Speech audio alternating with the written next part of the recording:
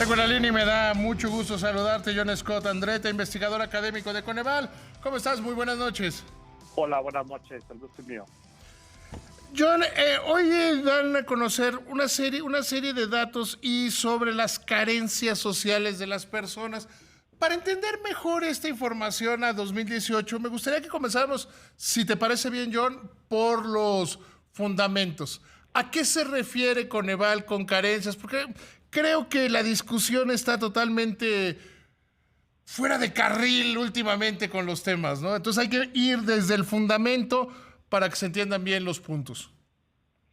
Mira, con carencias, la pobreza la medimos, como sabes, de forma multidimensional en México y se toma en cuenta no nada más el ingreso, sino también una serie de carencias sociales, que quiere decir derechos sociales definidos en la Constitución, como acceso a la alimentación, acceso a la salud, a la seguridad social, a la calidad de la vivienda, a los servicios de la vivienda, básicamente, ¿no? Y eso es lo que medimos, eso es lo que consideramos carencias sociales. Nada, digo, no presentamos cifras recientes de esto, presentamos la última medición que tenemos de la que son pobreza. 2018, ¿no? Así es, así es. Ahora, ya entendiendo esta parte, porque a veces hay que la idea equivocada de que los que están en pobreza, todos están en pobreza extrema, cuando creo que un factor fundamental son las carencias, y eso va delimitando qué tan profunda puede ser la pobreza y que no tener carencias va en otro carril.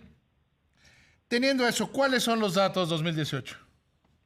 Mira, los datos son que una de las variables más altas en términos de carencias es la seguridad, el acceso a la seguridad social. Y así lo ha sido digamos, a lo largo de la década para la cual tenemos una serie comparable, ¿no? Continua. Ha habido casi 70% de la población no tiene acceso a la seguridad social, ¿no? O 60%. Entonces, esa ha sido una característica, casi 60% de la población. Hace 10 años era 65%, entonces ha habido un progreso asociado a programas como adultos mayores, pero todavía la gran mayoría de la población, más o menos 57%, no tiene acceso a la seguridad social, ¿no? Luego, que eso convierte una enfermedad en algo, en el menos malo de los casos, ruinoso económicamente, y en el peor, gente que muere de enfermedades que deberían ser curables en este país. Exacto. Ahora, medimos aparte el acceso a la salud. Y ese sí, ahí ha habido un progreso importante asociado en su momento a la expansión del Seguro Popular. Y ahí solamente el 16% de la población no reportaba en el 2016 tener acceso a servicios de salud, siendo o el IMSS o el Seguro Popular o algún seguro privado, ¿no? Entonces ahí sí hubo avance importante, pero ciertamente el paquete completo de seguridad social, que incluye, además de acceso a la salud, una pensión y la protección laboral que ofrece la seguridad social, ese pues sí sigue siendo una minoría la que lo tiene, ¿no? Ahora, ese es el reto principal que muestran estos datos, ¿no? Sí. Yo no te escucho, perdón, yo te interrumpí. No, bueno, luego, obviamente, en espacios de la vivienda, hay pues un poco más del 10% de la población, 11% de la población enfrenta retos. Entonces, ahí ha habido también progreso importante. En acceso a servicios básicos, ahí ha habido menos progreso, todavía casi 20% de la población no tiene acceso a servicios básicos de la vivienda. Entonces, obviamente, y el último pues, es el acceso a la alimentación, también ahí hay un porcentaje importante de la población que no cuenta con acceso. Esto lo que nos dice en esta coyuntura particular es que hay una cantidad de la población importante que, por ejemplo, está obligada a quedarse en sus viviendas en esta coyuntura, pero pues esas viviendas ciertamente no cuentan con los servicios y la calidad y el espacio necesario. Entonces, en este momento, esos accesos se vuelven particularmente críticos. Ahora, vamos a ponernos del otro lado. Eh, la medición de las carencias sociales da cifras muy preocupantes, pero también hay gente que no tiene carencias sociales, ¿no? Así es. Hay un número de población que es cercano al 20%, un poquito más, que no tiene carencias, sociales y que tampoco tampoco está debajo de la línea de pobreza. Esa es la población a la que, es decir, es población que no es ni pobre ni vulnerable por ingresos ni por carencias. Hoy en día es como del 21.9%. Esa es la población a la que aspiraríamos que llegaran todos los mexicanos, ese cuadro, digamos, ¿no?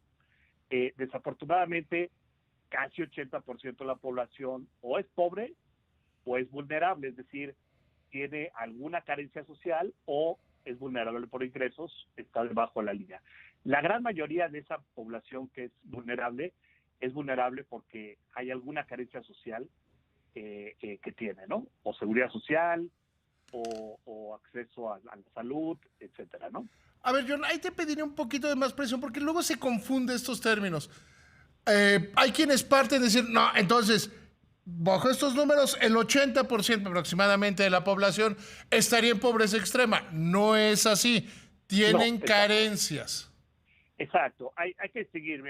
Hay como tres categorías. Una es la población que está en pobreza extrema, que es población que tiene 3 carencias o más y está debajo de una línea de pobreza extrema monetaria, que es el costo de la canasta alimentaria. Es decir, no pueden comprar una canasta alimentaria. Ese es 7.4% de la población. Es una situación muy intensa de pobreza, pero pues es un número más reducido, pero siguen siendo 9 millones de personas, ¿no? No, es un número muy grave, pero sí hay que irlos desglosando para entender cómo es el país. Exacto. Y luego están los que son pobres moderados, que tienen una carencia o más y están debajo de una línea de pobreza más amplia, que incluye no nada más la parte alimentaria, sino también la parte de gasto en educación, etcétera, ¿no? Eso son otros 34, entonces, por ciento más o menos. Entonces, en total estamos hablando de casi 42% de la población.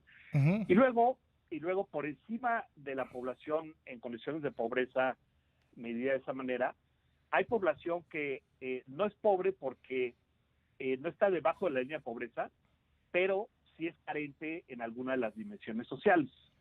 O población que no es carente en ninguna dimensión social, pero está debajo de la línea de pobreza. Esos son los que son vulnerables, y esos son los que en una coyuntura como la actual pues arriesgan caer, ¿no? Es decir, es gente, cuando decimos que estimamos que podría haber un aumento de hasta 10 millones en la población pobre, estamos hablando de esta población vulnerable que solamente está, digamos, cerca de la línea de pobreza, tiene alguna carencia social, pero tiene ingresos suficientes. Basta con que pierda su trabajo, baje su ingreso para que caiga en la pobreza. Claro, son poblaciones débiles. Exacto. O, bien importante, si es uno de estos 700 más o menos que han perdido su trabajo, 700,000, el sector formal, pues esos pierden también su acceso a la seguridad social, ¿no? Entonces, esos, por ejemplo, si tenían ingresos suficientes, algunos de ellos, pues inmediatamente caen en la pobreza. Bueno, caen en la pobreza porque pierden la carencia y además pierden el acceso a la seguridad social y además pierden su ingreso. Yo te agradezco muchísimo porque estos números son muy esclarecedores. Estos números permiten saber dónde estamos, pero hay que hablar con ustedes, con los expertos del Coneval, para entenderlos bien, porque si los simplificas, seguramente te equivocas. Claro, con mucho gusto, ¿eh? Yo te agradezco muchísimo.